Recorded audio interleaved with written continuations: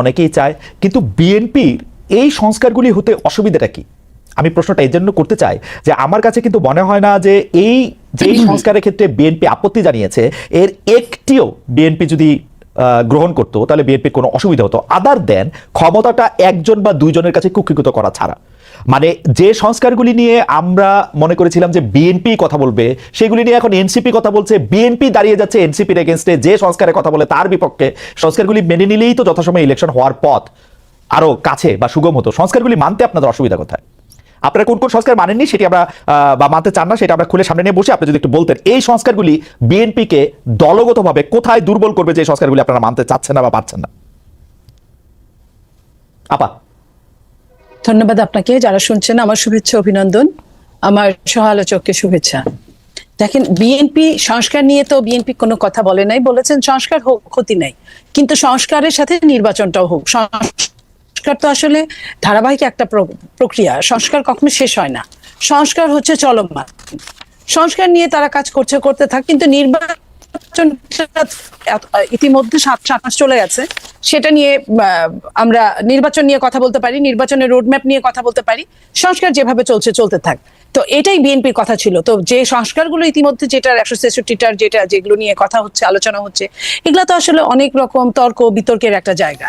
এবং এটা আপনি জানেন খালেদ ভাই যে আপনি এই যেটাই সংস্কার করুক না কেন, পরবর্তী নির্বাচিত সরকারের মাধ্যমেই বিল পাস আকারে সংস্কারগুলো সফলতার মুখ দেখতে পারে একমাত্র, এছাড়া কোনো অন্য উপায় নেই। আরেকটা হলো গণভোট বা কিছু, সেটা যেহেতু সম্ভব না এই মুহূর্তে, তো নির্বাচন দিয়ে সরকারেরও উচিত, আমি মনে করি এই দলগুলোর সাথে, যে দলগুলো নির্বাচনে এর আগেও সরকারে গঠন করেছে, রাষ্ট্র পরিচালনা করেছে এবং পরেও করতে পারে, তাদের সাথে সম্পর্কটা যাতে সুন্দর থাকে।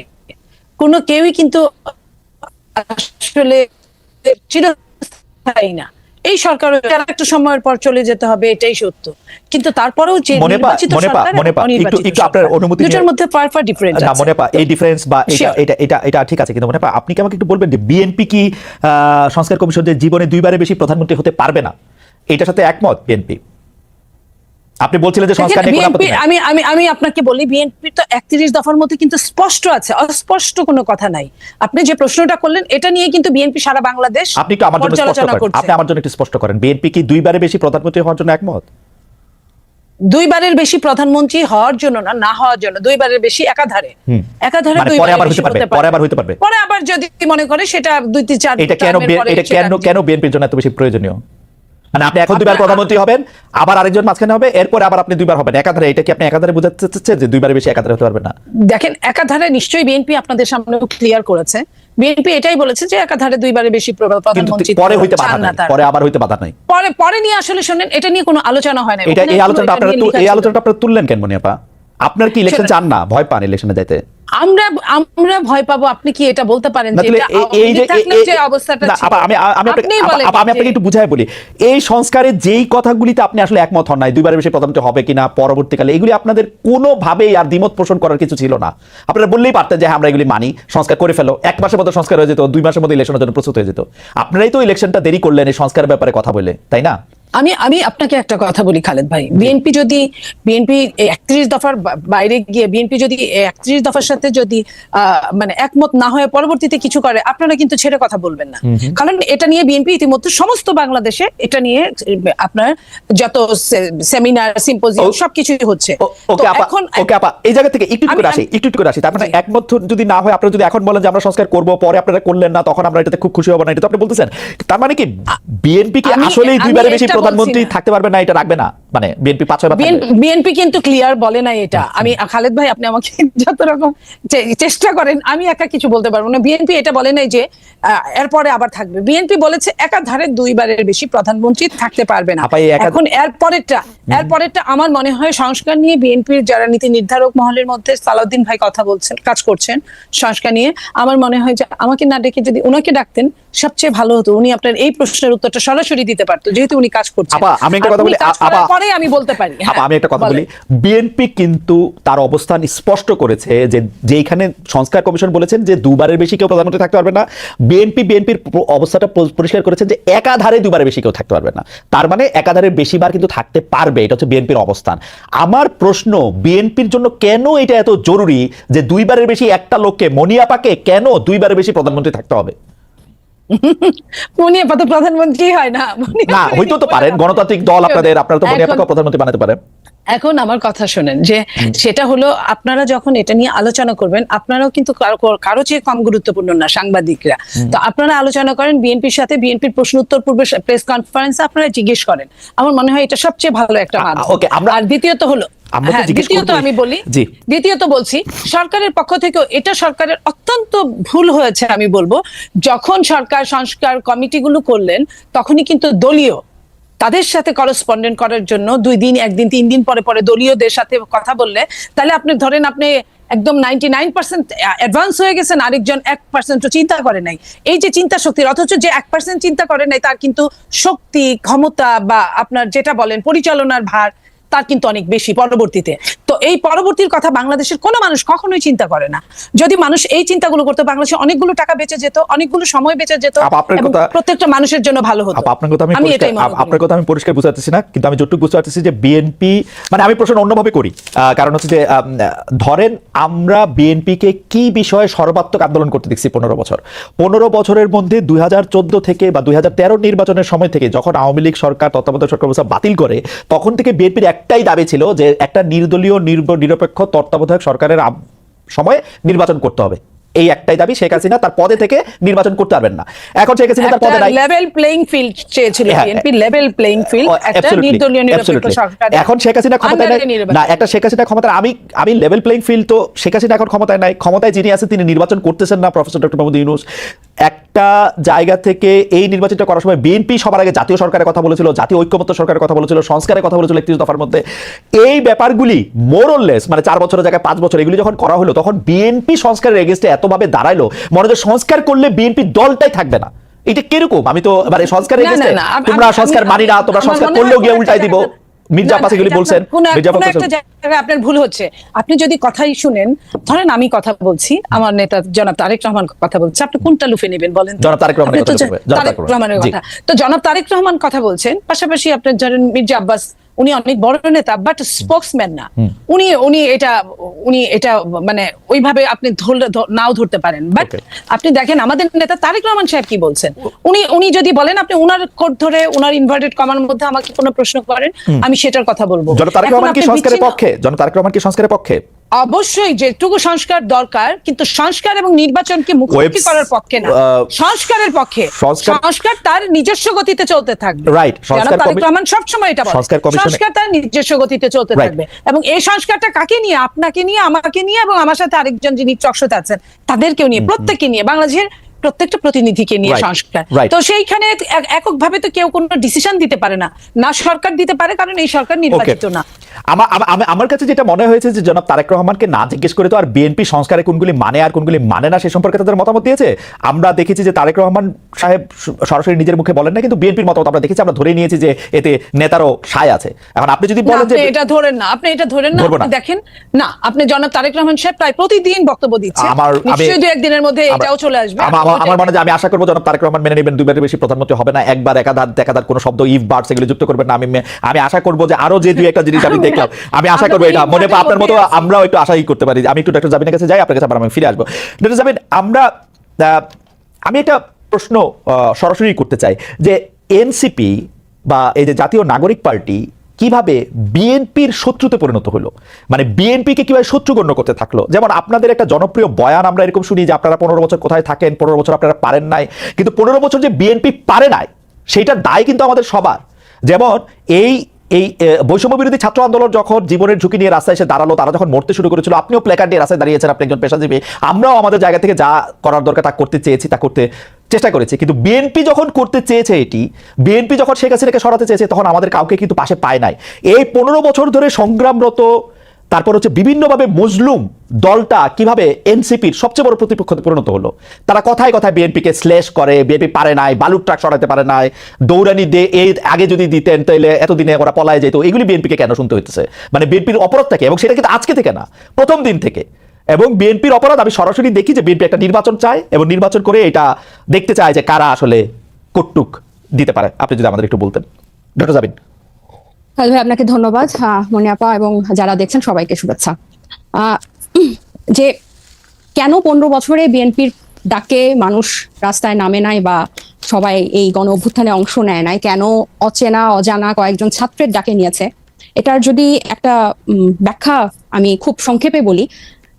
বিএনপি সবসময় যে নির্দলীয় সুষ্ঠু নির্বাচন, ফ্যাসিবাদের এই যে তাদের যে 31 দফা, যেটা 2.5 বছর আগে 2023 সালের 13 জুলাই যে 31 দফা, সেখানে তারা একটা সুষ্ঠু নির্বাচনের জন্য চেয়েছে, সেটা ফ্যাসিস্টের সাথে হাসিনা থাকা অবস্থায়। আর এই অচেনা অজানা ছেলেগুলা বা মেয়েরা, এই তরুণরা এই গণ অভ্যুত্থানের ডাকটা দিয়েছিল ফ্যাসিবাদ ব্যবস্থা বিলোপের জন্য। এই পুরো ব্যবস্থাটার বিরুদ্ধেই কিন্তু তারা মানুষকে ডাক দিয়েছিল, এবং এই জন্য এখানে কিন্তু একটা বিশাল পরিবর্তন, মানে বিশাল ফেসিবাদ ব্যবস্থা বিলোপের জন্য ডাক্তার দিয়েছিল। আপনি বলতে চাইছেন যে কোটা আন্দোলনের শুরু থেকেই ডাক্তার ছিল, নাকি আপনি জুলাইয়ের অগাস্টের 2 তারিখের কথা বলছেন? না, যখন আন্দোলনটা ওই পর্যায়ে যায়, অগাস্টের 2 তারিখে যখন আন্দোলনটা একদম ঘনীভূত হয়, রাইট। তার আগ পর্যন্ত কিন্তু একটা অরাজনৈতিক আন্দোলন ছিল। আপনারা এবং আমরা দেখেছি যে মুক্তিযুদ্ধের স্লোগান, বঙ্গবন্ধুর স্লোগান মুখে নিয়ে আন্দোলনটা অংশগ্রহণ করতে, যেটার সাথে শেখ হাসিনা বা ফেসিবাদী ব্যবস্থা বিলোপের কোনো চিহ্ন ছিল না এই আন্দোলনের মধ্যে আসলে, অগাস্টের 2-3 তারিখ পর্যন্ত। কিন্তু যখন সেই রাতে রাজাকার যে তাদের যে বয়ান, সেটা দিয়ে যখন তারা ছাত্র জনতাকে ট্রিগার করলো, তখন কিন্তু পুরো আন্দোলনের মোড় ঘুরতে শুরু করলো। এবং আপনি যে প্রসঙ্গটা বললেন যে শত্রু, আসলে ফ্যাসিবাদ, বিএনপি কিন্তু একটা ফ্যাসিবাদ বিরোধী শক্তি, এই গণ অভ্যুত্থানেরই অন্যতম স্টেক হোল্ডার। এবং গত 15 বছরে তাদের যে নির্যাতন, তাদের প্রত্যেকটা নেতা কর্মীদের বিরুদ্ধে যে অজস্র মামলা, এটা অস্বীকার করে কোনো উপায় নাই। কিন্তু এই 5 আগস্টের পরে কিন্তু প্রত্যেকটা ফ্যাসিবাদ বিরোধী শক্তি যার যার ব্যানারে ফেরত গেছে। এখন যখন গণ অভ্যুত্থানটা নিয়ে প্রশ্ন ওঠে, গণ অভ্যুত্থানের ভাগিদার নিয়ে প্রশ্ন ওঠে, সবাইকে কিন্তু সমান সেটার অংশীদার তারা দাবি করে, খুব ভালো কথা। কিন্তু যখন ব্যর্থতা বা কোনো ধরনের জবাবদিহিতার মধ্যে পড়তে হয়, তখন কিন্তু শুধু ছাত্র তরুণদেরকে পড়তে হয়, বা এই গুটি কয়েক ছাত্রকে ধরে পড়তে হয় যে, এবং এই শত্রু বা তারা 15 বছরে কিছু পারে না, এই কথাটা কিন্তু শুধু ছাত্র তরুণদের পক্ষ থেকে যায় না, এটা জনগণের পক্ষ থেকেও যায়। আপনি যদি আপনাদের এই অনুষ্ঠানগুলোর নিচে কমেন্ট গুলা দেখেন, কখনো যদি চোখে পড়ে, এখানে কিন্তু যাদের প্রকৃত অর্থে যাদের অ্যাকাউন্ট আছে, এরকম অনেক মানুষ কিন্তু খুব সুন্দর সুন্দর কথা লেখে এবং কাউকে অ্যাটাক করে না, খুব গঠনমূলক ভাবে কিন্তু লেখে। এটা থেকে কিন্তু আপনারা নিজেরাও বুঝতে পারবেন এবং আশেপাশের মানুষ থেকেও বুঝতে পারবেন যে গত 15 বছরে একটা যোগ্য বিরোধী দল হওয়ার ব্যর্থতা কিন্তু এদেশকে ভুগিয়েছে, একটা সফল বিরোধী দল হওয়ার ব্যর্থতা কিন্তু এদেশকে ভুগিয়েছে। এটা শুধু ছাত্র জনতা হিসেবে আমরা যে বলি যে, বা এনসিপি এই নতুন করে যেটা বলে, ব্যাপারটা তা না। আরেকটা বিষয় হচ্ছে, এই শত্রু বা এই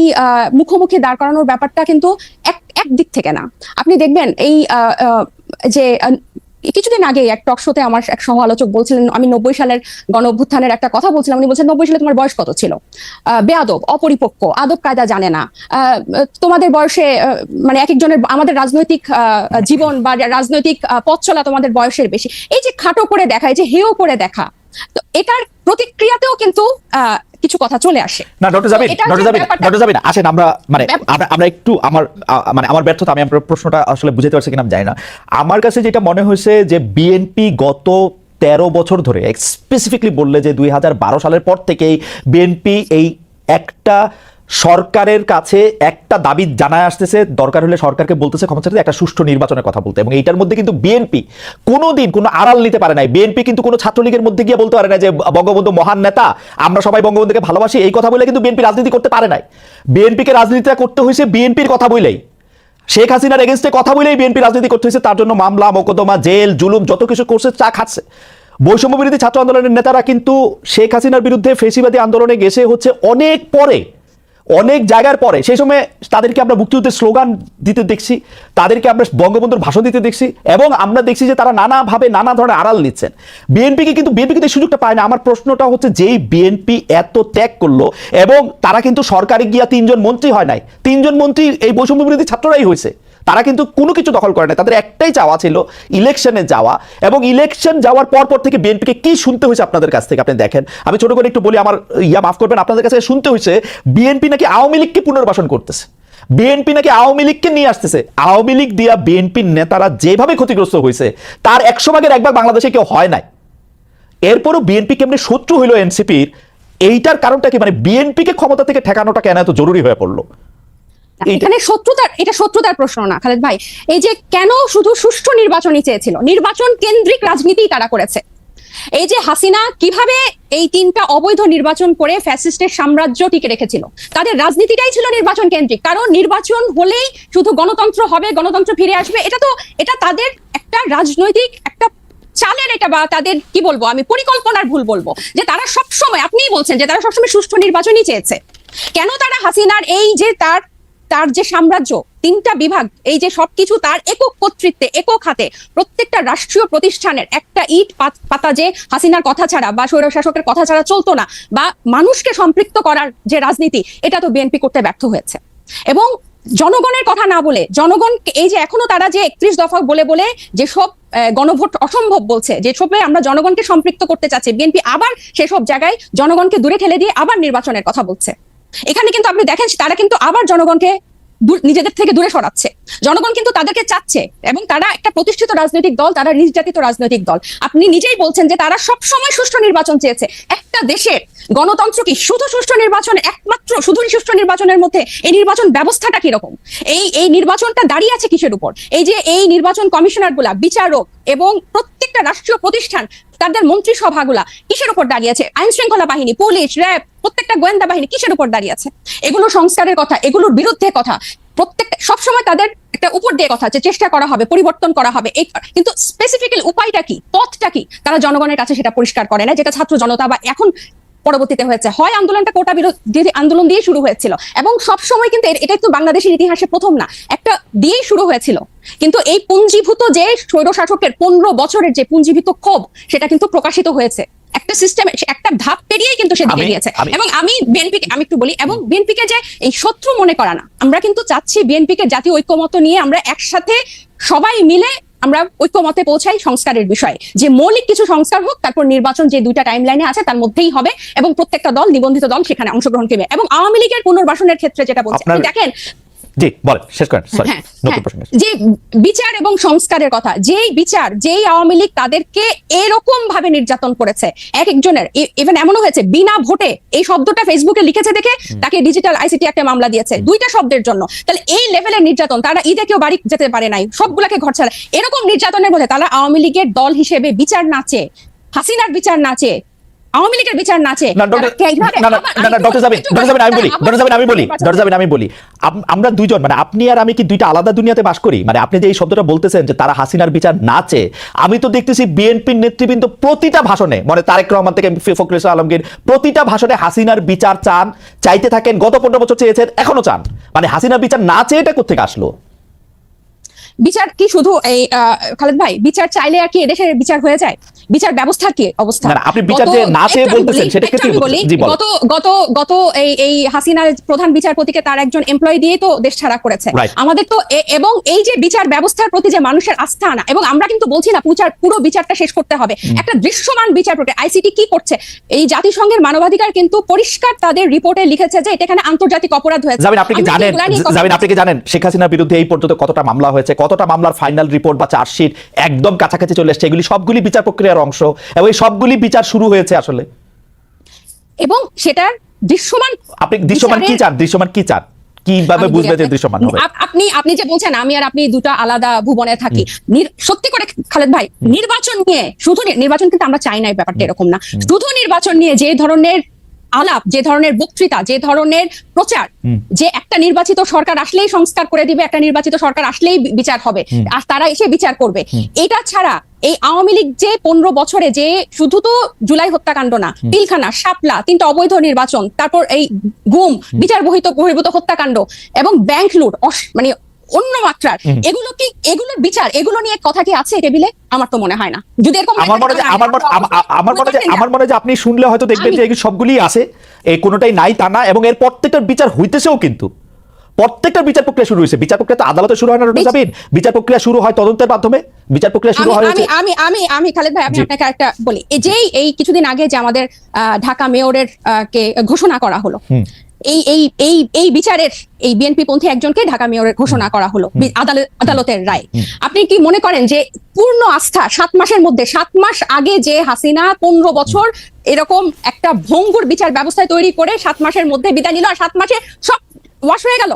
সবাই একটা নিশ্চয়তা দিবে। আমি আপনাকে একটু শেষ করে, আমরা কিন্তু এই বিচার ব্যবস্থাটারও কিন্তু সংস্কার চেয়েছি, এবং সবাই যে বলে, ওনারা যে বলে যে সংস্কার দীর্ঘ চলমান প্রক্রিয়া এবং অনেক দিন ধরে চলবে এবং পানির মতো প্রবাহ, সব ঠিক আছে, কিন্তু এটার একটা স্পেসিফিক, আবার আমি বলছি, পন্থা পদ্ধতি, যে এই করলে বিচার হবে, এই ভাবে এটা হচ্ছে, এতটুকু অগ্রগতি হয়েছে আইসিটিতে, এতটুকু হচ্ছে, বা এরকম হবে। আমাদের যে 15 বছরের যে ভঙ্গুর বিচার ব্যবস্থা, সেটার পরে যে আমাদের কিন্তু এই সন্দেহটা রয়ে যায় প্রত্যেকটা শহীদ। আমি একটু দুইটা বিষয় আপনাকে একটু বলে আমি একটু মনে আপনার কাছে, আমার মনে হয় যে আপনারা এনসিপির পক্ষ থেকে যেখানে আইসিটি ট্রায়াল হচ্ছে এবং শেখ হাসিনা এবং শেখ হাসিনার অন্যান্য সহযোগীদের বিরুদ্ধে যেসব মামলা হয়েছে, সেই মামলাগুলির আপনারা খোঁজ নিতে পারেন। আমি দায়িত্ব নিয়ে বলতে পারি, বর্তমানে যিনি প্রধান বিচারপতি রয়েছেন সৈয়দ রেফাত আহমেদ, তার সময় বাংলাদেশের বিচার ব্যবস্থায় আসলে আমূল পরিবর্তন করা হয়েছে। যেখানে আসলে তারেক সাহেবের মামলা দেওয়া হয়েছে, সেই তারেক সাহেবের মামলা রায় যেখানে দেওয়া হয়েছে, সেখানে নতুন বিচারক এসেছেন এবং বাংলাদেশের প্রত্যেকটা জায়গায় আসলে সিটিং জজগুলির নতুন নিয়োগ দেওয়া হয়েছে, এগুলি পুরনো কেউ নাই। এটা আপনারা খোঁজ নিলে নিশ্চয়ই আপনারা জানবেন। তারপরও আমি মনে আপনাকে এই প্রশ্ন করতেই চাই, ডক্টর জাবিন অনেকগুলি ভ্যালিড প্রশ্ন তুলেছেন, সেই ব্যাপারে আপনার সাথে আসলে আমি একটু কথা বলতে চাই। তার আগে আমরা সরকারের কাছে জানতে চেয়েছিলাম, বিএনপির কেন্দ্রীয় সরকারের কাছে না, দর্শকদের কাছে, বিএনপির কেন্দ্রীয় নেতৃত্বের নিয়ন্ত্রণ স্থানীয় পর্যায়ে নাই দাবি করেছে জাতীয় নাগরিক পার্টি। বিএনপির কেন্দ্রীয় নেতৃত্বের নিয়ন্ত্রণ স্থানীয় পর্যায়ে নাই, এই দাবি হচ্ছে জাতীয় নাগরিক পার্টির। দর্শকদের কাছে প্রশ্ন, এনসিপির এমন বিবৃতি সঠিক বলে মনে করেন কিনা? শতকরা 87% দর্শক এই বক্তব্যের সাথে একমত পোষণ করছেন, শতকরা 13% দর্শক একমত হন নাই। 64,000 দর্শক, আমি যখন এই প্রিন্ট আউটটি নিয়েছি তখন 64,000 দর্শক ভোট দিয়েছিলেন, এখন তার চেয়ে অনেক বেশি ভোট দিয়েছেন। মনে পাবে যে প্রশ্ন করতে চাই, সেই প্রশ্নটা হচ্ছে অনেকটা এরকম যে আমরা দেখেছি যে জনাব তারেক রহমানের সকল মামলা তুলে নেওয়া হয়েছে এবং ইন অ্যাবসেন্সিয়া। আমরা দেখেছি যে এই মেয়র ইশাকের কথা বলা হয়েছে, আমরা দেখেছি এই সরকার ইভেন ডক্টর ইউনূস ক্ষমতা নেওয়ার আগেই বেগম জিয়ার সকল মামলা তুলে নেওয়া হয়েছে। সেটি যৌক্তিক বা অযৌক্তিক সেই জায়গায় আমি আসতেছি না। আমার কথা হচ্ছে যে এত সব কিছু থাকা সত্ত্বেও সব জায়গায় আপনাদের ফেভারেবল, মানে প্রশাসন, পুলিশ, বিচারালয় সবকিছু আপনাদের ফেভারে থাকা সত্ত্বেও আপনারা কেন মনে করতেছেন না যে এই এখন একটা লেভেল প্লেইং ফিল্ড হয়েছে? আপনারা কেন এরকম মনে করতেছেন যে এই যে আপনাদের বক্তব্য, আপনি বলতেছেন জনাব তারেক রহমানের বক্তব্য ছাড়া কারো বক্তব্য তো শোনা যাবে না। আমি একটু নিউ ইয়র্ক টাইমসের প্রসঙ্গে আমি একটা আসতে চাই। আপনাদের কেন এরকম মনে হইতেছে যে টাকা দিয়ে নিউ ইয়র্ক টাইমসে প্রতিবেদন ছাপিয়েছে আওয়ামী লীগের দোসররা? আপনি যদি প্রথমে বিচার বিভাগের কথা বলতেন যে কোনো এক ম্যাজিকে সব মামলার রায় আপনাদের পক্ষে যাচ্ছে কিনা, তারপরে দেখেন, আমি প্রথমে আগে আপনার কথাটা বলি যে মামলাগুলো যেটা উঠেছে, আপনি জানেন যে এগুলো সবগুলো মামলায় রাজনৈতিক মামলা, রাজনৈতিক প্রতিহিংসামূলক মামলা। আপনি দেশনেত্রী বেগম খালেদা জিয়াকে যে মামলাগুলো জড়িয়েছে, এটা তার চরম শত্রু কিন্তু এই কথাগুলো অনেক আওয়ামী লীগেরও টকশো শেষ করার পরে ব্যক্তিগতভাবে বলতো যে এটা আসলে অমানবিক, এটা আসলে আমরাও এমন চাই নাই, কিন্তু এটা হয়ে গেছে। তো এই যে অমানবিক, এবং আপনি দেখেন জনাব তারেক রহমান সাহেব ওনাকে জোর করে মুসলেকা নিয়ে ওনাকে দেশ ছাড়তে বাধ্য করেছে। তারপরে যতগুলো মামলা হয়েছে, সবই কিন্তু প্রতিহিংসামূলক, রাজনৈতিক। তো রাজনৈতিক প্রতিহিংসামূলক মামলা উজ্জ্ব হবে, এটাই স্বাভাবিক। কেন জানেন, আমি তার আগেও একটা প্রমাণ দিচ্ছি। আজকের যে প্রধান উপদেষ্টা আছেন, ওনার মামলাগুলো কিন্তু তারও আগে সবগুলো হাওয়া হয়ে গেছে। যেভাবে শেখ হাসিনা ক্ষমতায় আসার পরে আপনি জানেন যে 1/11 পরে দেশনেত্রী বেগম খালেদা জিয়ার উপরে 1/11 প্রয়োগ করা সত্ত্বেও তাকে কিন্তু মামলা দিতে পারে নাই তৎকালীন অনির্বাচিত সরকার। কারণ এই মামলাটাও, যে মামলাটা জিয়া আরফানেজ নিয়ে হয়েছিল, সেটাও কিন্তু তারা চার্জশিট দিতে পারে নাই, বিধায় খারিজ হয়ে গিয়েছিল মামলাটা, কারণ কোনো তথ্য উপাত্ত কিছুই ছিল না। এটা আবার পরবর্তীতে আওয়ামী লীগ ক্ষমতায় আসার পরে আওয়ামী লীগ এটা ব্যক্তি কুন্দলে, ব্যক্তি আক্রোশে এই কাজগুলো করেছে। তো এই জায়গায় যদি আপনি তো আইন প্রণয়ন করেছেন এক সময়, আমি আপনার একটা ছোট্ট জিনিস বলি, যদি আপনি রাজনৈতিক মামলা বা কি কারণে মামলা উঠেছে, আমি তারেক রহমানের মামলার কথাই ধরি, ওই মামলাটা আসলে কি কারণে হয়েছে? 21 আগস্টে গ্রেনেড হামলায় তার সাথে সংশ্লিষ্টতা ছিল কি ছিল না, কোন একটা দুর্নীতির সঙ্গে তার সাথে সংশ্লিষ্টতা ছিল কি ছিল না, সেই মামলাটা যদি আপনার তুলতেও হয়, আপনার পেপার বুক পড়তে একটা সময় লাগবে, আপনাকে বলতে হবে, কারণ এটা একটা কম্পিটিটিভ কোর্ট। আপা সময় নিয়েছে, আপনি এরকম বলতে চান? কয়দিন হিয়ারিং হয়েছে? উনি ইন অ্যাবসেন্সিয়া কেন ছিলেন? এর আগে উনি ইন অ্যাবসেন্সিয়া ছিলেন কারণ তিনি ভয় পাচ্ছিলেন যে কোর্টে তার বিরুদ্ধে এখন তিনি উপস্থিত হন নাই কেন? কয়দিন সময় নিয়েছে? 8টা মামলার পেপার বুক কতগুলি বড় আপনি জানেন আপা? আমি আপনাকে এই কথাটা বলছি, আপনিও জানেন যে যত কঠিন মামলাই হোক না কেন, মামলা কিন্তু তার মেরিট যদি না থাকে মামলা টিকে না। মেরিটটা যাচাই করার জন্য তো সময় লাগে আপা। এটা তো মেরিট যাচাইয়ের উপরে মামলা উঠে না, এটা পারসেপশনের উপরে মামলা উঠছে, পারসেপশনের উপরে মামলা উঠছে। খারিজ, আমি বলি খারিজ যখন হয়ে গেল মামলাগুলো যখন, তখন কিন্তু বিচারক কিন্তু এই কথাগুলো কিন্তু জাজে বলে গেলেন যে এই কারণে এই মামলাটা টিকলো না। যে কথাগুলো আগে বলতে পারে না বিচার বিভাগ, যখন চরমভাবে আপনার হস্তগত, চরমভাবে যখন খারাপ অবস্থায় বিচার বিভাগ, তখন কিন্তু এই কথাগুলো কেউ বলতে পারে না। আপনি জানেন তারেক রহমানের পক্ষে একজন বিচারক যখন তার পক্ষে রায় দিয়েছিল, তাকে কিভাবে দেশ ছেড়ে পালিয়ে যেতে হয়েছিল, তাকে কিভাবে তার স্ত্রী তার সন্তানদের কিভাবে কত কষ্ট করে তার স্ত্রীকে মারা যেতে হয়েছে। তো এই যে কষ্টগুলো, এটা দেখে কিন্তু পরবর্তী জাজরা কিন্তু অ্যালার্ট হয়ে গেছে। তারা কেউ কেউ খুব বুদ্ধিমান যারা, তারা বিব্রত বোধ করেছে, বাকিরা কিন্তু জোর করে তারা প্রমোশন নেওয়ার জন্য বা পরবর্তীতে অনেক কিছু ফ্যাসিলিটিস নেওয়ার জন্য। আপনি দেখেন প্রধান বিচারপতি উনি কি করেছিলেন, উনি নিজেও অনেক সুবিধা নিয়েছিলেন তৎকালীন। তো এই যে এই কারণগুলোর জন্য যে এই মামলাগুলো যে মেরিটে টিকবে না, এটা আপনিও জানেন। কিন্তু তারপরেও কিন্তু সময় নিয়ে 4-5 মাসে, কিন্তু মাত্র কয়েকদিন আগে তারেক রহমান সাহেবের সবগুলো মামলা থেকে উনি মুক্ত হলেন মাত্র কয়েকদিন আগে, এই 7 মাস যাবত। কিন্তু আপনার কাছে মনে হয় যে বিচার বিভাগকে ঠিক প্রভাবিত করা যায় না, এটা আপনি বলতেছেন তাই না? না, প্রভাবিত তো একটা সময় করা গিয়েছে। না এই সময় না শেখ হাসিনা সরকারের কথা বলতেছেন, শেখ হাসিনা সরকার। আমি এই সময়টা অন্য কোনো কথাই যাব না। আমি এই সময়টা শুধু এইটুকু বলবো যে যারা যারা সাফারার ছিল, খুদ প্রধান উপদেষ্টা সহ যারা আক্রোশের ইসে ছিল, তারা কিন্তু অনেকেই মুক্ত হয়েছে এই জায়গাটায়। তার মানে যে সম্পূর্ণ প্রভাব মুক্ত বিচার বিভাগ, এটা তার মানে হচ্ছে যে যখন ডক্টর ইউনূসকে মামলা মুক্ত করে তখন ওনারা হচ্ছে প্রভাবযুক্ত, যখন আপনাদেরকে ছেড়ে দেয় তখন হচ্ছে প্রভাব মুক্ত, তাই তো? নো, আমি বলেছি উনারটা যখন হয়েছে একই ক্রাইটেরিয়ার মধ্যে যদি আরগুলা পড়ে বা তার চেয়ে হালকা ক্রাইটেরিয়া যদি পড়ে, তাহলে কিন্তু ওগুলো কিন্তু বানচাল হয়ে যাওয়ার কথা। আমি এই কথাটাই বলেছি। ওকে, ঠিক আছে। আমি তার মানে বলি নাই যে প্রভাবমুক্ত হলে কিন্তু ওনারও সময় নিত, ওনারও মিনিমাম 7 মাস সময় নিত। ওনার কিন্তু 7 মাস সময় নেয় নাই খালেদ ভাই, এটা আপনি একটু খেয়াল করেন। আমি একটু জাবিনের কয়েকটা প্রশ্নের উত্তর দিতে চাই, আপনি যদি একটু সময় দেন। সেটা হলো, জাবিন প্রথমেই বলছে যে তারা ফেসিবাদের জন্য, বিলোপের জন্য মাঠে নেমেছিল, যদিও আপনি প্রতিবাদ করেছেন। আমি এটা আবারও বললাম, ওনারা 4 তারিখের আগ পর্যন্ত কোটার জন্যই ছিল, চাকরির জন্যই তাদের আন্দোলন ছিল। তাদের আন্দোলন এখন সরিষার মধ্যে ভূত রাখার জন্য, যদি ভূতটা থাকে সেটা তারা জানবে, এটা অন্য কেউ জানার কথা না। কারণ তাদের যারা যুদ্ধ করেছে, যে কয়েকজনের নাম আমরা দেখি সামনে, তাদের ম্যাক্সিমামই কিন্তু ছাত্রলীগ করতো সেই মুহূর্তে। তো সেই মুহূর্তে ছাত্রলীগ করতে বাংলাদেশে সবার জন্য এটা ভালো হলেও, আওয়ামী লীগের ঘর থেকে আসার পরে এটাকে এক ধরনের মুনাফিকি বলে, অন্য কিছু বলে না। তাদের জন্য আমি সবার জন্য এই কথাটা বললাম। আমার লাভ হয়েছে, দেশের লাভ হয়েছে, আমি অস্বীকার করব না।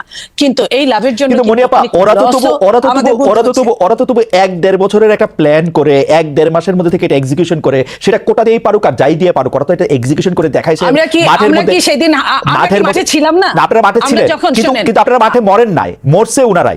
আমি কে বলেছে আমাদের লোক বেশি মরেছে? আপনারা দাবি করেন। আমি বলি প্লিজ, কয়জন ছাত্র আমি প্রত্যেকটা শহীদের প্রতি শ্রদ্ধা রেখে কথা বলছি। কয়জন ছাত্র যারা বাকি ছিল সবই অনেক বেশি, তার চেয়ে অনেক বেশি রিকশাওয়ালা, ভ্যান গাড়ি চালক, আপনার দলীয় নেতা, বিএনপি, অবশ্যই বিএনপি। রিকশাওয়ালা তো বৈষম্য বিরোধীর কথা শুই নাই আসছে, বিএনপির কথা শুনে তো আসে না। কোন বৈষম্য বিরোধী না। শোনেন, যখন আপনি মানবতার জন্য 28 অক্টোবরে তো বাংলাদেশের মানুষ রিকশা চালাইতো আপা, 28 অক্টোবরে তো বাংলাদেশের মানুষ রিকশা চালাইতো, তারা তো আসে নাই। আমি আপনাকে এটাই বলি, এই জন্যই তো মুনাফেক হতে হয়েছে। আমি এখন ওদের পক্ষেই কথা বলছি, কারণ ওরা যদি বিএনপি হয়ে নামতো, ওদের কিন্তু অনেকেই কিন্তু বিএনপি সন্তান, বড় বড় নেতা, উপদেষ্টারাও কিন্তু বিএনপি সন্তান। ওরা যদি ওই বিএনপি হয়ে নামতো, তাহলে কিন্তু ওদেরও অবস্থা 14 শিকের মধ্যেই হতো, ওরা নামতে পারতো না। ওদের অনেক রকম প্ল্যান করে, অনেক রকম ভাবে ঘুরে এই কাজগুলো করতে হয়েছে। তো এই কাজগুলো করতে গিয়ে হয়েছে কি, ওরা নিজেদের মধ্যে হারায় গেছে। এই যে মানে মুনাফেকি চরিত্র এখন প্রকাশ পাচ্ছে। আপা একটু ছোট করে বলি যে আপা, যখন এটা প্রকাশ পাওয়া গেল, এই সরকার কিন্তু, আমি যত কথাই বলি, 25 জুলাই মানে শেখ হাসিনা সরকার কিন্তু 25-26 জুলাই কিন্তু বুঝে ফেলছে যে এই ছাত্রদের আসলে মূল উদ্দেশ্য কি। যখন তাকে বুঝে ফেলে, তখন যাদের ক্র্যাকডাউন করতে চাইছে, ওরা তো মাঠে দাঁড়াইছিল আপা, চলে তো যায় নাই। আমরা কিন্তু এই জুলাই আগস্টের আগে বিএনপিকে অসংখ্য বার জিনিসটা কাছাকাছি চলে আসতে দেখছি। আমি আপনাকে বলি, ওরা কিন্তু অনেকেই চলে গেছিল, অনেকেই হাত তুলে ফেলছিল, অনেকেই মুসলেকা দিয়েছিল, কিন্তু ওরা নিজেরাও জানে নাই যে ওরা একটা গ্রুপ চলে যাওয়ার সাথে আরেকটা গ্রুপ নেমে গিয়েছিল। ওরা কাউকে চিনে না, কারণ সমন্বয়কদের একজনের সাথে আরেকজনের কোনো সংশ্লিষ্টতা ছিল না সারা বাংলাদেশের। ওরা যখন হাত তুলে ফেললো, ওরা যখন মুস্তাকা দিল ডিবি অফিসে, তখন কিন্তু আরেক গ্রুপ নেমে গেল। ওরা কিন্তু এটা ওরা জানতো না, ওরা জানেও নাই। সো দ্যাট এটা কিন্তু অনেক প্ল্যান ছিল। এই প্ল্যানের মধ্যে বিএনপি ওয়ান অফ দেম। বিএনপির এই যে ছেলে আজকে এখন যদি ওরা ডাকে, এখন কিন্তু অত ছেলে মেয়ে হয় না। এই তাহলে বাকি ছেলে মেয়েগুলা কারা ছিল এটা নেপথ্যে? আমরা কি করেছি দেখেন, 3 তারিখে আমি নিচে শহীদ মিনারে গিয়েছি। আমি বলি ঘুরে দেখে আমি দেখি ছাত্র দলের কয়েকটা জায়গায় ছোট ছোট জাতলা গুল হয়ে বসে গান গাচ্ছে, বিভিন্ন বক্তৃতা দিচ্ছে এবং দিচ্ছে। আমি পয়েন্টটা এটাই বলতে চাই যে নেপথ্যে ওই যে বলে না যে কারু সিলাই সিন্নি খাইলা মুন্সি চিনলা না, এই মুন্সি চেনার জন্য আমি কথাটা বলছি। দিন যত যাবে তত আরো ক্লিয়ার হবে যে মুন্সিটাকে কারু সিলাই সিন্নিটা হয়েছিল।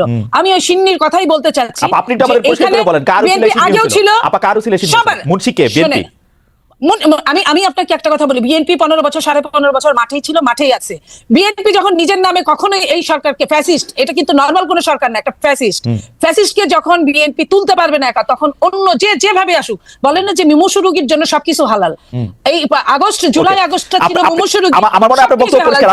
আমরা দেখছি হেফাজতের সময় আসলে বিএনপি বলছিল যে তারা পাশে আছে, তারা পাশে থাকতে বলছিল, বেগম জিয়া আহ্বান জানিয়েছিলেন, তারা বিভিন্ন সময় আসলে পাশে ছিলেন। এই কথা আমার অস্বীকার করার কোনো উপায় নাই। বিএনপি সবসময় আওয়ামী লীগের বিরুদ্ধে যে কোনো কিছু হইলেই বিএনপি পাশে ছিল।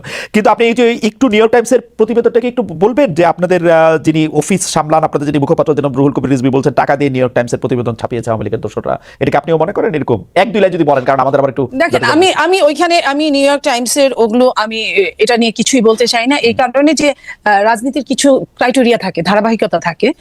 সেটা একসময় আওয়ামী লীগ এরকম করতো, মেঠো বক্তৃতা বলতো বা কিছু। আমি এটা বলতে চাই এটা আরো প্রমাণ সাপেক্ষে, কারণ রিজভী আহমেদ আমার চেয়ে বড় নেতা, উনি যা বলেছেন ওনার ওইটা একটা বিবৃতি ছিল। বাট আমি এখানে টকশো করছি। আমি আরেকটু কথা জাবিনের বলতে চাই। আমরা কি আরেকটু ঘুরে আসবো? জাবিন আরেকটু কথা বলুক, আরেকটু কথা সহ বলেন, তাহলে তো অনেকগুলো জমে যাবে। আমি একটু ছোট করে বলেন জি আপা। এই যে পিলখানা শাপলা, এই যে এইসবের বিচার এখন যেটা বলছেন জাবিনরা, যে এই বিচারগুলো কি বর্তমান সরকার চায়? পিলখানার বিচার কি চায়? পিলখানার বিচার কি আদৌ পাচ্ছে? পিলখানার বিচার কি, পিলখানার যারা জেলে ধুকে মরছে তারা কি ছাড়া পেয়েছে? অথচ শীর্ষ সন্ত্রাসীরা কিন্তু ছাড়া পেয়ে গেছে অনেকেই। তো পিলখানা শাপলা এই বিচারগুলো কিন্তু যতই মুখে বলুক, আরো যে জাবিন যে কথাগুলো বলছে আওয়ামী লীগের বিচার না চেয়ে বিএনপি কি করেছে, আমি এইটুকু বলি যে এই সরকার আওয়ামী লীগের কি বিচার করেছে, কি বিচার চেয়েছে? যদি এই সরকারের প্রথমে সমস্ত বাংলাদেশের শোনেন 2-1 শেখ হাসিনা পালিয়েছে, 2-3 হাজার নেতারা পালিয়েছে কোনোভাবে, কিন্তু আর বাকি সব বাংলাদেশে আছে, তাদের কি ধরপাকড় হয়েছে ওইভাবে? যেভাবে আপনি ডেভিল ধরতে গিয়ে ডেভিল ধরেন নাই, আপনি ডেভিলের নাতি ধরছেন। নাতি ধরে তো কাজ হবে না, ওরা তো নাবালক। আপনি সাবালক ডেভিলদের ধরেন। আপনি যাদের ঘরে ঘরে ভর্তি টাকা, আপনি টাকা সরাইছেন, টাকা সরকারি ভাবে ক্রয় করছেন, এই টাকার উৎস কি আপনি জানতে চাইছেন? এই জিনিসগুলো এই সরকার করে না। আপা জাবিন কি জানে আমি জানি না, আমি কি শুনছি আমি বলি। আমি শুনছি যে স্থানীয় যে আওয়ামী লীগের এমপি, চেয়ারম্যান, মানে উপজেলা চেয়ারম্যান জাতীয় লোকেরা, তারা বিএনপি লোকেদেরকে টাকা দিয়া ম্যানেজ করে তারপর পালাইছে। এটা আমি স্থানীয় আপনার কথা, আমি আপনার কথা, যদি এটা সত্যি হয়, আমি এটা শুনি নাই, আপনার কাছে আমি শুনলাম। যদি এটা সত্যিও হয় ঘটনা, আমি আপনাকে বলি, তাহলে এটার বিচার করার দায়িত্ব কার? সরকারের। অবশ্যই। সরকার কেন এটা বের করতে পারে না? সরকার কেন এটা বের করে না? সরকার চাইলে আপনার রাত 3টায় আপনার করতে পারেন, আপনি প্রেস কনফারেন্স করতে পারে একজন হোম অ্যাডভাইজার। সরকার তো দুষ্ট। তাহলে সরকার যদি না করে তাহলে আপনি এটা কার কাছে এটা যাবেন? আপনি সরকার আপনার আর্মিদেরকে ক্ষমতা দিয়েছে, তাদেরকে মেজিস্ট্রেসি পাওয়ার দিয়েছে, তাদেরকে দিয়ে ডেভিল উদ্ধার করছে। ডেভিল আমি বলি নাই যে ডেভিল শুধু বিএনপি আওয়ামী লীগে আছে। বিএনপিতে যদি থাকে এটা সরকার বাইর করবে, যদি নাগরিক কমিটিতে থাকে এটাও সরকার বাইর করবে, যদি সাংবাদিকদের মধ্যে থাকে সেটাও সরকার বাইর করবে। আপনার বক্তব্য পরিষ্কার। আমার মনে হয় আপনি একদম স্পষ্ট বলেছেন। আমি এই জায়গা থেকে একটু ডক্টর জাবিনের কাছে যেতে চাই। ডক্টর জাবিন, আমরা যে জরিপের যে প্রশ্নটা পড়লাম সেই প্রশ্নটা নিয়ে আপনার কাছে একটু আসি। আমরা এই প্রশ্নটা 2টা ভাগে আমি আপনাকে একটু আসলে প্রশ্ন করতে চাই। সেটা হচ্ছে যে এনসিপি একটি বিবৃতি দিয়েছে যেখানে বলা হয়েছে বিএনপির কেন্দ্রীয় নেতৃত্বের নিয়ন্ত্রণ স্থানীয় পর্যায়ে নেই। আমরা প্রশ্নটা এমন ভাবে করতে চাই যে একই বিষয় কি এনসিপির জন্য সত্য না? এনসিপির কি সব জায়গায় নিয়ন্ত্রণ আছে? জাবিন, আপনি শুনছেন কিনা আমি জানি না, মনিয়াপা শুনছেন কিনা আমি জানি না। আমি তো শুনছি এনসিপির পরিচয় দিয়ে স্থানীয় পর্যায়ে বহু লোক বহুভাবে চাঁদাবাজি করছে, বহু লোক বহুভাবে এনসিপির পরিচয় দিয়ে, সমন্বয়ক পরিচয় দিয়ে, আহ্বায়ক পরিচয় দিয়ে বহু লোক বহুভাবে চাঁদাবাজি করছে। এইটা আপনি এটাকে কিভাবে দেখেন? আর বিএনপির কি প্রবলেম সেটা নিয়ে এনসিপির বিবৃতি দেওয়ার কারণ কি? মানে এইটা আপনি কি আসলে কিভাবে দেখেন? আসলে বিএনপির কারো দ্বারা যদি কেউ আক্রান্ত হয় সে আইনের ব্যবস্থা নিতে পারে। আপনারা একটি রাজনৈতিক দল হয়ে আরেকটি রাজনৈতিক দলের কোথায় নিয়ন্ত্রণ আছে কোথায় নিয়ন্ত্রণ নাই সেটি বলার কারণ কি আসলে? কিছুদিন আগে প্রথম আলোর একটা জরিপ আমি একটু দৃষ্টি আকর্ষণ করতে চাই, যেখানে 7ই আগস্ট 2024 থেকে 31শে মার্চ 2025 পর্যন্ত একটা রিপোর্ট প্রকাশিত হয়েছিল বিএনপি এবং তার সহযোগী অঙ্গ সংগঠনের অপরাধের একটা তালিকা, যেখানে আর্থিক এবং মৌখিক সহিংসতা মানে হুমকি, চাঁদাবাজি, এটা ছিল 372টা, এবং শারীরিক সহিংসতার রেকর্ড ছিল মানে মারামারি, সংঘর্ষ, সেটা ছিল 488টা, এবং মৃত্যু 70টা। এবং এছাড়াও আপনারা জানেন যে হাতিয়ায় আমাদের হান্নান মাসুদের উপর সংঘর্ষ হয়েছে, হামলা হয়েছে। এবং প্রত্যেকটা জায়গায় আপনি যে বললেন এনসিপির অসংখ্য প্রতিনিধি করছে, আমাদের কিন্তু এনসিপির একটা আহ্বায়ক কমিটি ছাড়া আর কোনো জায়গায়, আমাদের নাগরিক কমিটির বিভিন্ন কমিটি ছিল, কিন্তু এনসিপির কোনো জায়গায় এখনো কোনো প্রতিনিধি দেওয়া হয় নাই বা কমিটি দেওয়া হয় নাই। তো যারা অপরাধ করছেন বা যারা এই নাম ভাঙিয়ে, সমন্বয়ক নাম ভাঙিয়ে বা এখানকার আহ্বায়ক নাম ভাঙিয়ে যারা চাঁদাবাজি করছেন, তাদের কিন্তু গ্রেফতারও হচ্ছেন এবং তাদেরকে কিন্তু আইনের আওতায় আনা হচ্ছে। আরেকটা যেটা, এবং এই যে আপনার জনাব সার্জিস আলম, আপনাদের একজন নেতা, উনি যে 155টা গাড়ি নিয়ে ওখানে গেছেন, তার আগে হান্নান মাসুদের গাড়ি নিয়ে গেছেন, সেটাতে চাঁদাবাজি করছেন, সেটা অনেকেই বলতেছেন। আপনারা কি এটা তদন্ত করছেন? আপনারা তো এটা বিবৃতি পর্যন্ত দেন নাই। আমরা একটা চিঠি দেখছি ফেসবুকে, আপনাদেরই আরেকজন তাকে একটা প্রশ্ন করেছেন, মনে হচ্ছে যে এটা ছেলে খেলা।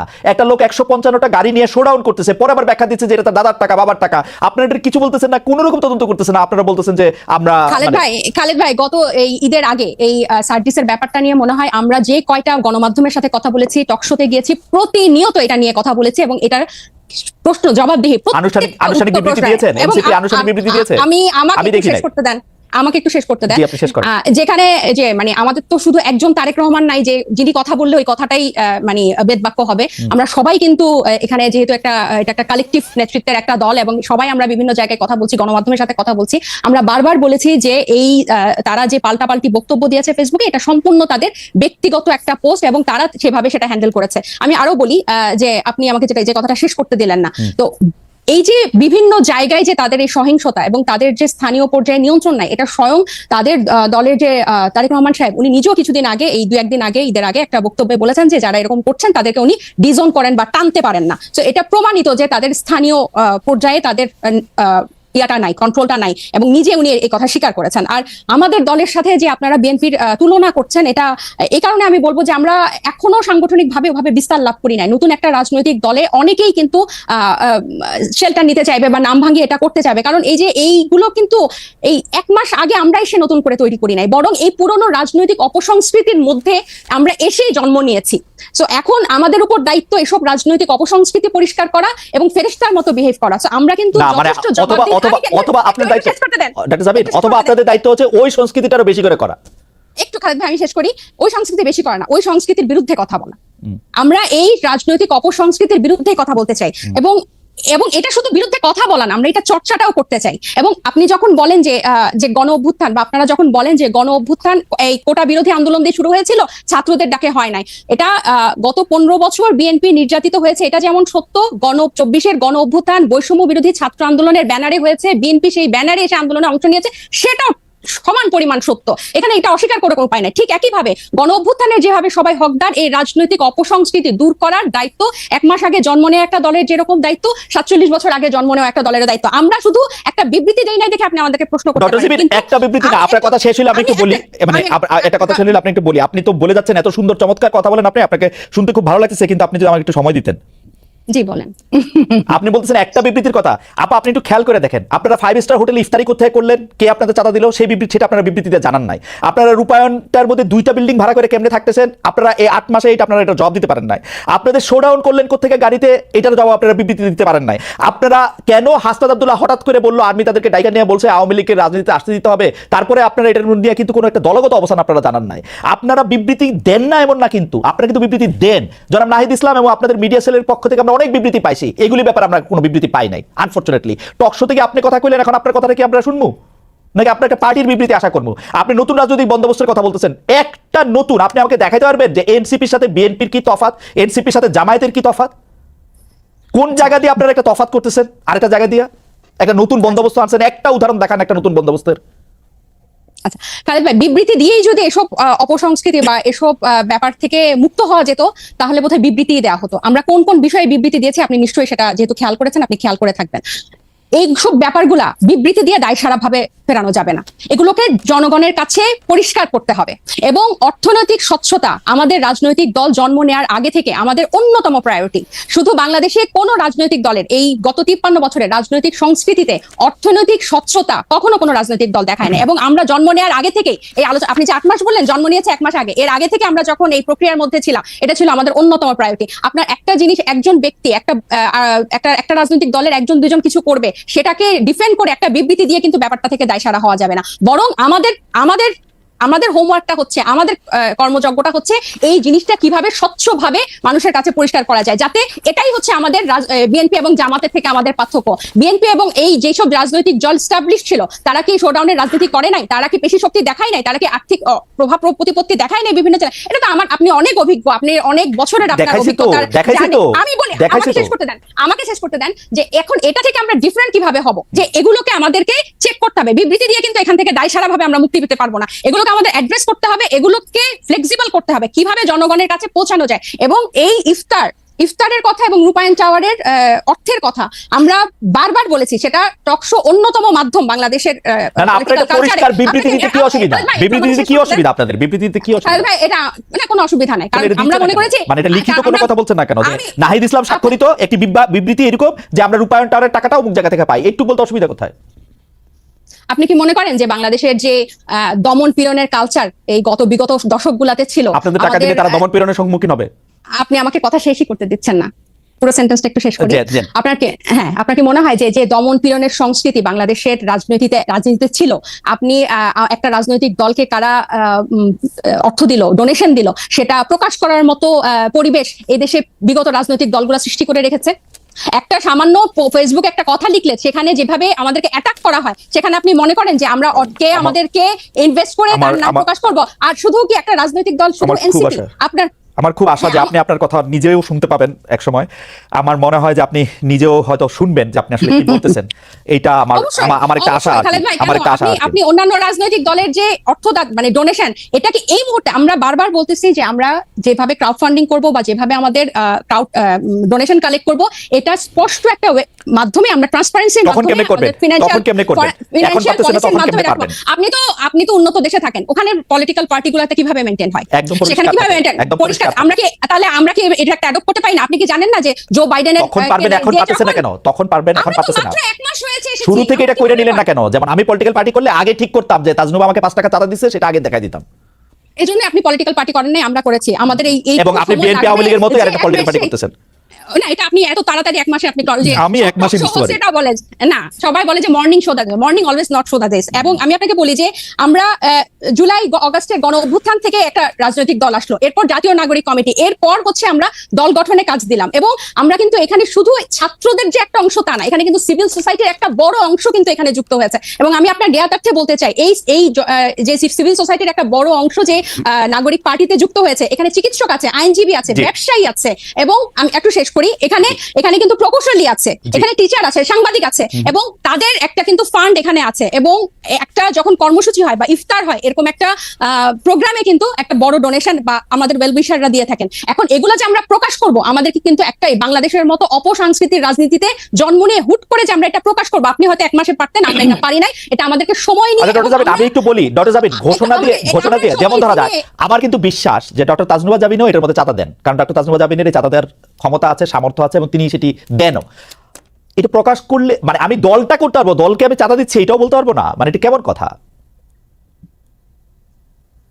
অবশ্যই বলতে পারবো, অবশ্যই, কেন বলতে পারবো না? আমরা তো একবারও বলছি না যে আমরা বলবো না, কিন্তু যারা একটা নতুন, আমরা তো একবারও বলি না যে খালেদ ভাই আমরা বলবো না। আপনাকে আমি বললাম যে আপনি যেসব উন্নত দেশে থাকেন সেসব দেশে কিভাবে হয়, আমরাও কিন্তু এগুলো বিভিন্ন ফলো করছি। এবং আমাদের একটা আইটি টিম হয়েছে কিভাবে এই ওয়েবসাইটটা ডিজাইন করা যায়, যেখানে টাকা কিভাবে ঢুকবে এবং টাকা বের হবে দেখানো যাবে। কিন্তু 1 মাসের আগে আপনারা যখন এই প্রশ্ন ইফতারগুলো যখন হয়, তখন 1 মাসও হয় নাই।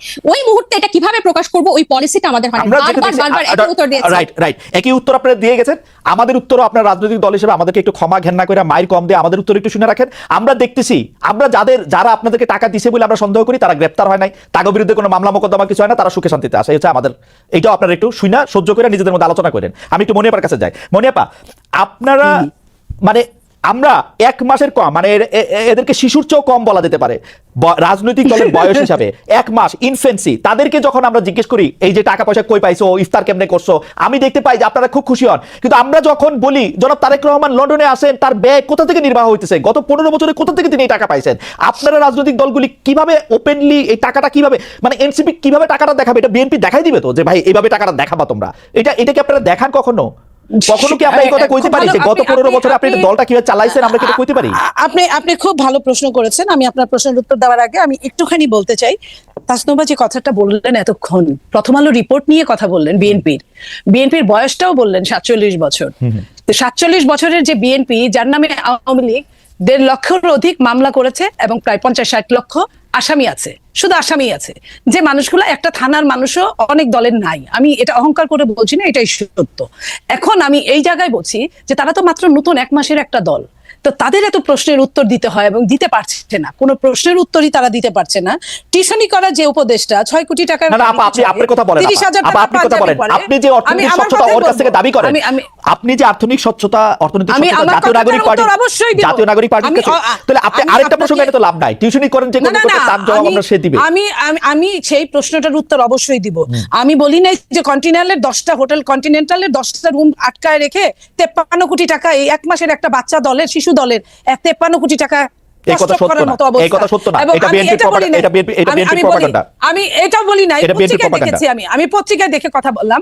আমি এটাও বলি নাই যে পিজি হাসপাতালের 8টা 10টা রুম মাসের পর মাস আটকে রেখে আপনার কি বলে কেবিন আটকে রেখে, সেটা আমি কিন্তু এটাও বলি নাই যে আপনার এই যে প্রত্যেকেই চাঁদাবাজি করতে গিয়ে প্রত্যেকটা জেলায় বলতেছেন আপা এগুলো, আপা আপনি আপনার অর্থনৈতিক স্বচ্ছতার কথাটা বলেন আপা। আমি আমার অর্থনৈতিক স্বচ্ছতা, বিএনপি প্রত্যেক বছর বিএনপির যে অফিস আছে, অফিস থেকে এটা নির্বাচন কমিশনে একটা জবাবদিহিতা থাকে, এটা আমি দেখছি আপা। আপা এটা আমি আমি আপনাদের বলি, এটা আমি গত 27 বছর ধরে দেখে আসতেছি। এইটা একটা এমনই, মানে আমি এটা নিয়ে আর কোনো কথা বলতে চাই না। এটা আমি আপনাকে বলি যে বিদেশে, আমি আপনাকে বলি বিদেশি সংস্থার কথা যেরকম হইতেছে, আদর্শ সংস্থার কথা যেরকম হইতেছে, বিএনপির বর্তমান চেয়ারম্যান যে দেশে থাকেন সেই দেশের ওয়েবসাইটে ঢুকে দেখা যায় কে তাকে কত টাকা দিচ্ছে। আমি আপনাকে একটা কথা বলি, বিএনপি 300 আসনে মিনিমাম আপনার 5টা করে যদি ক্যান্ডিডেট থাকে, একদম একজন আরেকজনের চেয়ে যোগ্য, কোনো অযোগ্য নাই, 5টা করে যদি ক্যান্ডিডেট থাকে, তাহলে 3-5 1500 ক্যান্ডিডেট আছে।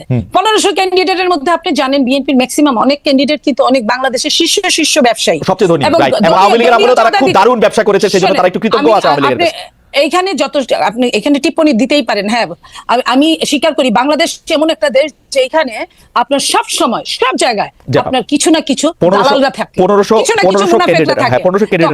আমি ওইটা বললাম। এবং যে লন্ডনে আমাদের নেতা থাকে জনাব তারেক রহমান, সেখানে প্রায় 30 থেকে 35 লক্ষ শুধু বাঙালিরাই থাকে লন্ডনে, এবং তার মধ্যে 15-20 লক্ষ আপনার সিলেটি আছে, আপনি খেয়াল করেন, যাদের অনেক হোটেল আছে, আপনি জানেন, যেমন ধরেন তারেক রহমান সাহেবের সেক্রেটারি ওখানকার। আপনি এই কথাটা বললেন না, আপনি বিপদ হবে, আপনি আটকাবেন। আমি বলি, আপনি এই কথাটা বললেন না, আপনার আমি আটকাই, আমি আপনাকে খুবই ভালোবাসি, সেজন্য আমি আপনাকে আটকালাম। আমি আপনাকে বলি, আমার কোনো অসুবিধা নাই, আমাকে বলি, আমি প্রশ্নটা বলি, জনাব তারেক রহমান রে বাংলাদেশে থাকা 1500 সংসদ পদপ্রার্থী,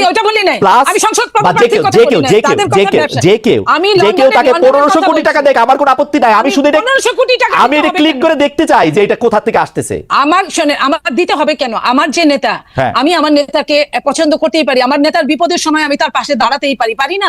এখানে কিন্তু কোনো নিষেধাজ্ঞা নাই, এখানে কোনো নিষেধাজ্ঞা নাই। এবং যারা সারা বিশ্বে বিভিন্ন জায়গায় ভালো ভালো জায়গায় আছে, তারা যারা বিএনপি করে, তারা তার নেতার পাশে দাঁড়াতেই পারে। আমি কিন্তু এই কথাটা বলছি, তার জন্য তাকে যে কিছু করতে হবে সে তো সারাদিন কিছু করতে হবে না, কিছু করতে হবে না। একজন পাবলিক পারসন হিসেবে আমাকে দেখাবে, তার টাকাটা কোথা থেকে আসতেছে আপা, একটু চাওয়া আমাদের। এটা আপনারা এক কাজ করেন, আপনারা সাংবাদিক, আপনার মনে কি কখনো এই প্রশ্ন এসেছে? আমি যখন 1 মাস বয়সী, 1 মাস বসে কোথায় পাবো তারেক সাহেবকে জিজ্ঞেস করার জন্য? আপনাদের ছাড়া কারে পাবো? আপনাদের সঙ্গে তো তার ভার্চুয়াল মিটিং হয়, হচ্ছে আপনাদের সঙ্গে হয়তো হবে সামনে, অনেকের সাথেই হয়, তো আপনারা ওইখানেই জিজ্ঞেস করেন উনাকে, আপনারা জিজ্ঞেস করতেই পারেন ভার্চুয়াল মিটিং এ সাংবাদিকদের সঙ্গে যেদিন। আমি প্রশ্নটা অন্যভাবে করি, আপনার কাছে কি মনে হয় যে বিএনপি যেভাবে অর্থনৈতিকভাবে চাঁদা বলি, টাকা বলি, যেটা যেভাবে হ্যান্ডেল করে বা মানুষের টাকা, এটা কি আসলে স্বচ্ছ? মানে দিস ইজ দ্য আইডিয়াল, এটাই করা উচিত এনসিপি। আমি আপনাকে একটা কথা বলি, বাংলাদেশের যে সিস্টেম রাজনীতিবিদদের জন্য, রাজনীতির, আমি সত্যিকার মন থেকে বলছি আপনাকে, সেই সিস্টেম কোনোটাই ভালো নয়। যে বলেন না, পকেটের সংখ্যা যত বাড়ে পকেট মারের সংখ্যা ততই বাড়ে। Absolutely. তো ওই পকেট মারের সংখ্যা বাড়াটা নেগেটিভ রাজনীতি, নেগেটিভ প্রতিযোগিতা, নেগেটিভ প্রশাসনিক কার্যক্রম, নেগেটিভ সবকিছু, এগুলা কিন্তু বাংলাদেশে কোনো তুলনাহীন হতেই আছে। তো সেই জায়গায় আপনারা পজিটিভের জন্ম দেন, পজিটিভের জবাবদিহিতা, ট্রান্সপারেন্সির জন্ম দেন। সেইখানে প্রত্যেকেই, আপনি যে বলছেন যে চমৎকার একটি কথা ডক্টর জাবিন বলছিল যে আমরা কিন্তু আন্দোলনে কে আগে ছিলাম, কার কত কৃতিত্ব সেটার ভাগ নিতেছি, এই নতুন বন্দোবস্ত করার ভাগ নিব না? আমরা একটু দেখাবো না যে 2025 থেকে বিএনপির টাকা হইলো এই? না, ওরা তো, আমি বলি আপনাকে, জেবিন যেটা বলছে এটা একদম ডাহা ভুল, আমি মিথ্যা বলবো না। ভুল এই জন্যই যে আপনার জেবিনরা কি বলছে, বাংলাদেশকে একটা সুন্দর স্বপ্ন দেখাইছে, বাংলাদেশের সব প্যারেন্টসদেরকে, বাবা মাদের, তারা একদম আলাদা বাংলাদেশ করবে। আলাদা বাংলাদেশ কি আমি অধম, তুমি তারও চেয়ে অধমতর, অধিকতর অধমতম হইবে না? এটা তো না। এটা কবি কি বলেছে? আমরা আওয়ামী লীগ প্রসঙ্গে আছি, আমরা একদম শেষ পর্যায়ে। আবার হাইপোথিসিস মার্কা প্রশ্নটা একটু শুনেন। বিএনপি যে 15 বছর ব্যর্থ হয়েছে, এর কারণ হচ্ছে আমরা কেউ বিএনপির পাশে যাই নাই, আর ওরা যে ব্যর্থ হইতেছে এই দায়ও ওদের না, আমরা কেউ ওদেরকে সাহায্য করতেছি না কিন্তু আসলে।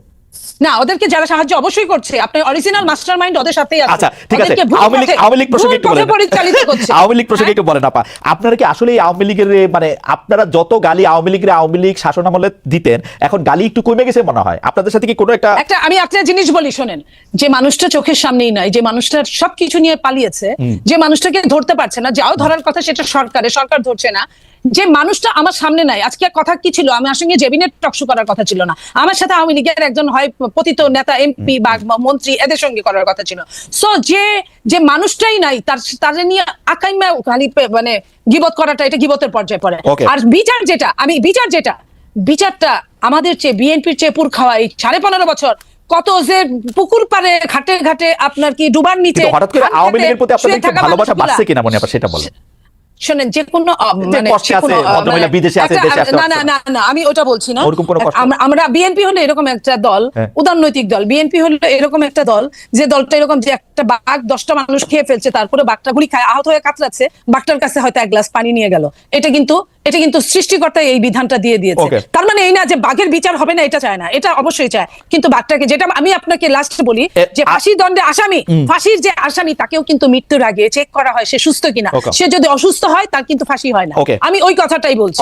আমি অবশ্যই আওয়ামী লীগের বিচার আমাদের চেয়ে বেশি কেউ চাইতে পারে, এটা আমি বিশ্বাস করি। মনে আপনাকে ধন্যবাদ।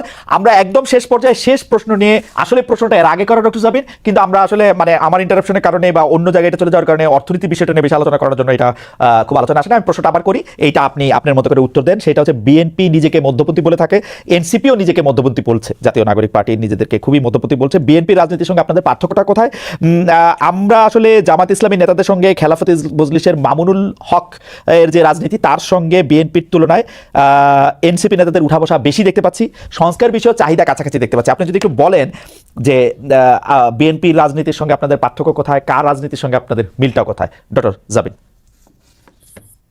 আমরা মধ্যপন্থীর দল, এবং এখানে যখন জাতীয় নাগরিক কমিটি থেকে যখন জাতীয় এনসিপি হয়, আমাদের এখানে কিন্তু অনেক এই জুলাই গণ অভ্যুত্থানপন্থী অনেক মানুষ কিন্তু বিভিন্ন মতের, বিভিন্ন আদর্শের, কিন্তু তারা যখন জুলাইয়ের পরে দেশকে নতুন ভাবে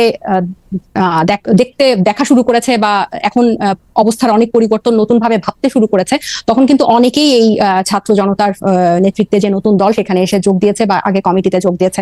এখন এই জুলাই পরবর্তী বাংলাদেশ নিয়ে কিন্তু অনেকের ইচ্ছা, অনেকের আকাঙ্ক্ষা, অনেকের কন্ট্রিবিউশনের যে প্ল্যানিং, এগুলো সবকিছু চেঞ্জ হয়েছে।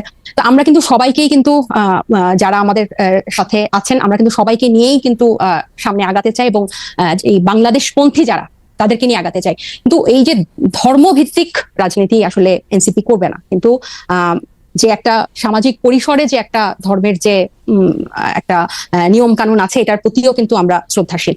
তো এখানে কোনো কারো পন্থী হওয়া, কারো পাশ ঘেঁষা, এরকম কোনো কিছু ব্যাপার না।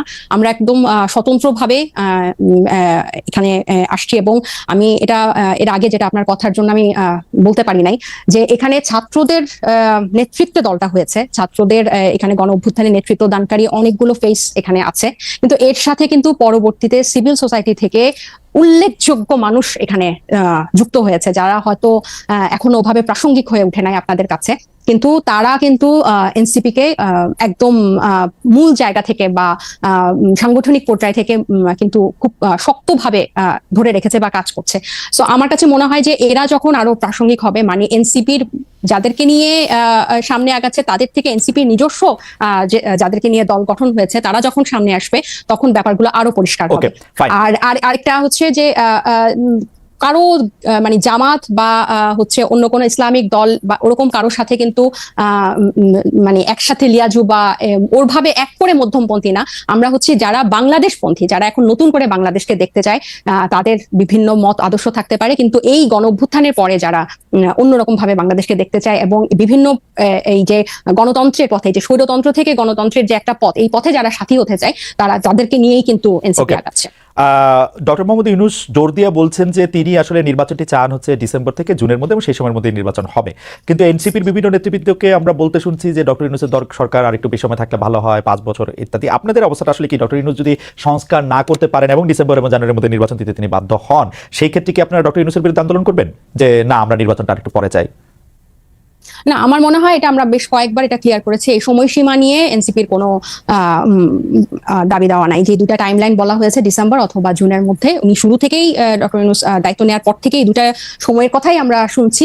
সো এই দুটার মধ্যেই আশা করি নির্বাচন হবে। আমাদের দাবি দেওয়া বা আমাদের কথা যে আমরা নির্বাচন প্রক্রিয়াটা নিয়ে আমরা প্রশ্ন তুলছি এবং যেগুলো মৌলিক সংস্কার এই নির্বাচনের আগে, কারণ আগে কিছুদিন আগেও 2-1 সপ্তাহ আগেও ইয়েটা ছিল যে এটা কি গণপরিষদের মাধ্যমে হবে না, ওনারা বলছেন যে পরবর্তীতে, কিন্তু এখন তো ব্যাপারটা এমন হয়ে গেছে যে ওনারা সংস্কারই, এদের কিছু সংস্কারই ওনারা চান না, ওনারা প্রধানমন্ত্রীর ক্ষমতাও কমাতে চায় না। সো এখন বিতর্কটা আমার মনে হয় অন্য জায়গায় বা আমাদের তর্কটা অন্য জায়গায়। এখন কিন্তু সময় বা পদ্ধতিতে নির্বাচন হবে আমার মনে হয় বোধহয় আমরা আর আগে আপনার বক্তব্য একদম পরিষ্কার কোন পদ্ধতিতে নির্বাচন হবে সেটা, এবং সময় নিয়ে আসলে এনসিপির কোনো অবস্থান নেই। মনে আপনি এক লাইনে বলবেন কিনা যদি আসলে আপনারা ডিসেম্বরের জুনের মধ্যে নির্বাচন না দেখেন তাহলে আপনারা ডক্টর ইউনূসের এগেইনস্টে আন্দোলন করবেন কিনা এবং আওয়ামী লীগকে সাথে নিয়ে আন্দোলন করবেন কিনা? মনিয়াপা যদি লুজ মনিয়াপা মনিয়াপা বোধহয় ডিসকানেক্টেড হয়ে গেছেন। আমরা মনে হয় আজকে আর এই প্রশ্নের উত্তর আমরা শুনতে পারলাম না। ডক্টর তাজনুল যাবেন মনিয়াপা ব্যাক। মনিয়াপা, আপনি 1 মিনিট আমাদেরকে বলবেন কিনা যে আপনি কি মনে করেন যে ডক্টর ইউনূসের নির্বাচন যদি ডিসেম্বরে বা জুনের মধ্যে যদি না হয় তাহলে আপনি আন্দোলন করবেন কিনা?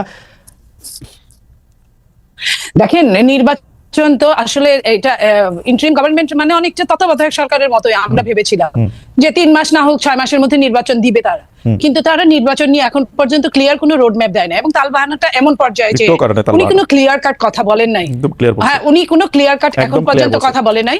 উনি বলেছেন যে লাস্ট যে বিবিসি বাংলায় যে উনি সাক্ষাৎকার দিয়েছেন তখনও যদি তবে এইসব ছিল যে এই যদি তবে ছিল, এবং বলেছেন যে যদি তবে বয়স হচ্ছে 6 মাস, ডিসেম্বর জুন বলেছে, তারপরেও কিন্তু বলেছে যে যদি এর মধ্যে যদি তার আগে চায় তারপরে চায়, এরকম একটা ছিল। আপনারা আন্দোলন করবেন কিনা আপা বলেন? আপা আমাদের সময় আপনারা আন্দোলন করবেন কিনা আওয়ামী লীগের সাথে নিয়ে?